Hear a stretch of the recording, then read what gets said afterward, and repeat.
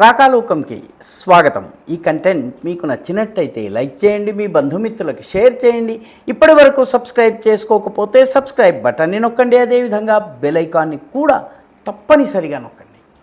జై హింద్ మిత్రులు. పశ్చిమ బెంగాల్లో నిన్న మొన్నటి వరకు ఏకఛత్రాధిపత్యంగా పాలిస్తూ సిబిఐ జాంతానై, కోర్టులు జాంతానై, కేంద్ర ప్రభుత్వం జాంతానై, బిఎస్ఎఫ్ జాంతానై, సిఆర్పిఎఫ్ను రానివ్వము, ఈ రకమైనటువంటి హుంకరింపులు చేసినటువంటి మమతా బెనర్జీ ఈరోజు తన జీవితంలోని, తన రాజకీయ జీవితంలోని అత్యంత క్లిష్టమైనటువంటి కాలాన్ని ఎదుర్కొంటోంది.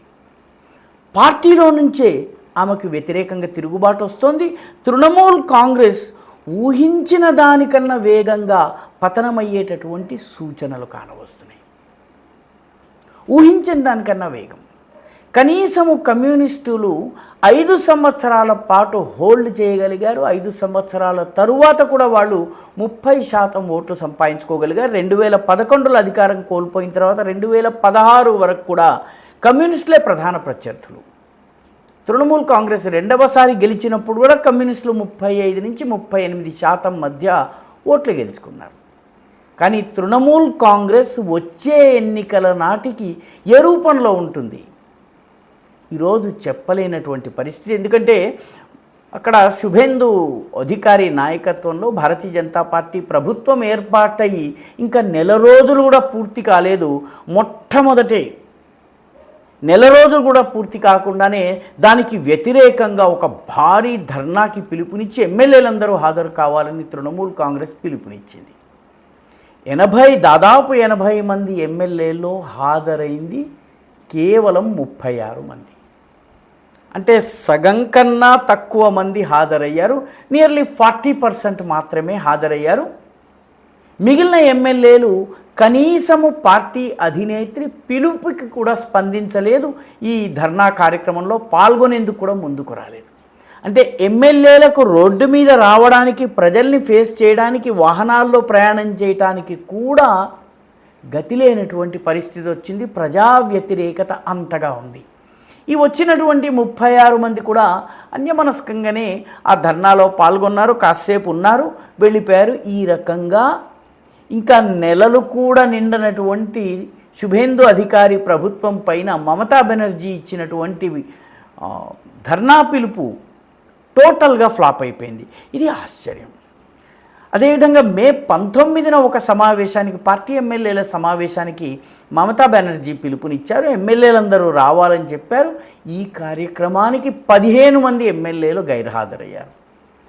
అంటే 19వ తారీఖున 15 మంది ఎమ్మెల్యేలు గైర్హాజరైతే 24వ తారీఖు వచ్చేటప్పటికి గైర్హాజరైనటువంటి ఎమ్మెల్యేల సంఖ్య 46-47కు పెరిగింది.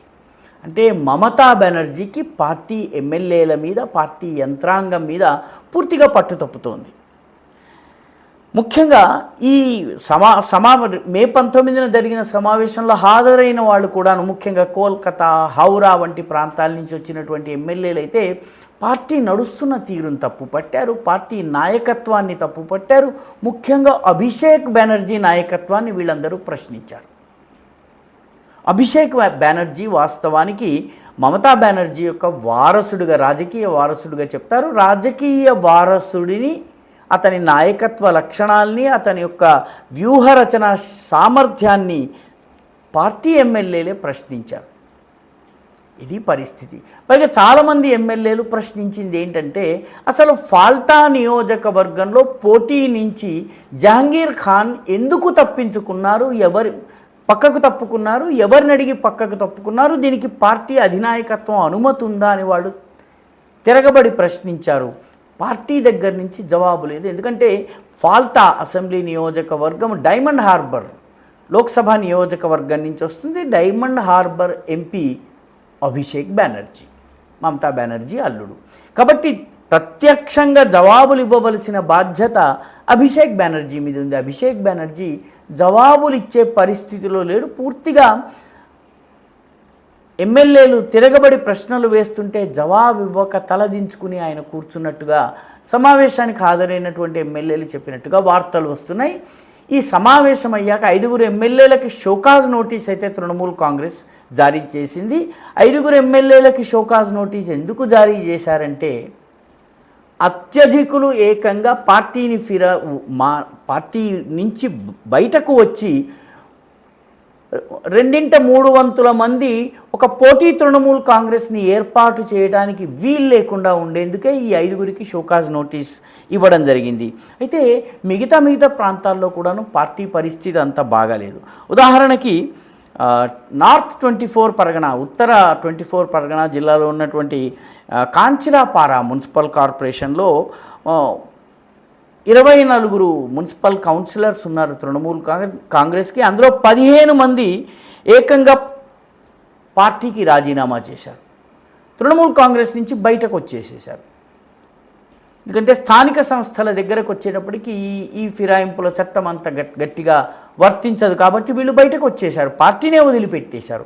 అలాగే అదే జిల్లాలో నార్త్ 24 పరగణాకి చెందినటువంటి హాలీషహర్ మున్సిపల్ కౌన్సిల్ ఉంది. అందులో 23 కౌన్సిలర్స్ తృణమూల్ కాంగ్రెస్కు ఉంటే అందులో 16 మంది పార్టీ వదిలేసి బయటకు వచ్చేశారు. అంటే నెమ్మదిగా స్థానిక సంస్థల నుంచి పార్టీ నాయకులు ఒక్కొక్కరుగా తృణమూల్ కాంగ్రెస్ని వదిలేస్తున్నారు. అయితే వాళ్ళని బీజేపీ చేర్చుకోవడం లేదు. బీజేపీ రానున్న 2 సంవత్సరాల వరకు, అంటే బెంగాల్లో స్థానిక సంస్థల ఎన్నికలు జరిగేంత వరకు ఎవ్వరిని, ముఖ్యంగా తృణమూల్ కాంగ్రెస్కి చెందినటువంటి వాళ్ళని పార్టీలో చేర్చుకునే ప్రసక్తి లేదని చెప్పారు. అంత లోపల తృణమూల్ యొక్క స్థానిక నాయకత్వం ఎక్కడికక్కడ తిరుగుబాటు చేసి వేరే పార్టీలు పెట్టుకోవడం తప్పితే వాళ్ళ దగ్గర సమాంతర పార్టీ యూనిట్లు పెట్టుకోవడం తప్ప వాళ్ళ దగ్గర మార్గం లేదు. అది ప్రారంభమైంది. మరోవైపు బారాసాత్ ఎంపీ, బారాసాత్ జిల్లాకి సంబంధించినటువంటి పార్టీ అధ్యక్షురాలైనటువంటి మమతా బెనర్జీకి అత్యంత సన్నిహితురాలుగా భావించేటటువంటి కాకోలి ఘోష్ దస్తీదార్, ఆమె తన పార్టీ అధ్యక్ష పదవికి, బారాసాత్ జిల్లా అధ్యక్ష పదవికి రాజీనామా చేశారు. అంటే నెమ్మదిగా పార్టీ వ్యవస్థ నుంచి కూడా నాయకుల రాజీనామాలు ప్రారంభమయ్యాయి. మమతా బెనర్జీ ఏమీ చేయలేనటువంటి పరిస్థితి.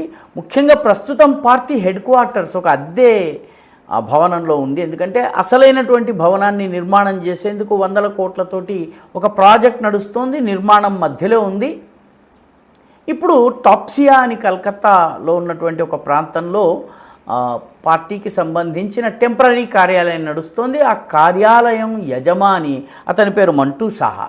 ఈ మంటూ సాహా, నా భవనాన్ని మీరు తక్షణమే ఖాళీ చేయాలని, 2 నెలల లోపల ఖాళీ చేయాలని చెప్పి నోటీస్ జారీ చేశారు. అంటే ఉన్న భవనం నిర్మాణంలో ఉంది, ప్రస్తుతం ఉంటున్నటువంటి భవనం ఖాళీ చేయాలి. పార్టీ నుంచి నాయకులు రాజీనామా చేస్తున్నారు, స్థానిక సంస్థల నుంచి కౌన్సిలర్లు రాజీనామా చేస్తున్నారు, ఎమ్మెల్యేలు పార్టీ సమావేశాలకి హాజరు కావటం లేదు. మమతా బెనర్జీ ప్రకటించినటువంటి మొట్టమొదటి ప్రొటెస్ట్ ప్రోగ్రాం అటర్ ఫ్లాప్ అయిపోయింది. ఈ పరిణామాల్ని బట్టి చూసినట్టయితే తృణమూల్ కాంగ్రెస్ వచ్చే 5 సంవత్సరాలు కూడా మనుగడ సాగిస్తుందా అన్నటువంటి సందేహాలు వ్యక్తమవుతున్నాయి. ఈ వీడియో మీకు నచ్చినట్టయితే లైక్ చేయండి, షేర్ చేయండి, ఈ ఛానల్కు సబ్స్క్రైబ్ చేయండి. మీ అభిప్రాయాన్ని కమెంట్ల రూపంలో తప్పనిసరిగా పంపించండి.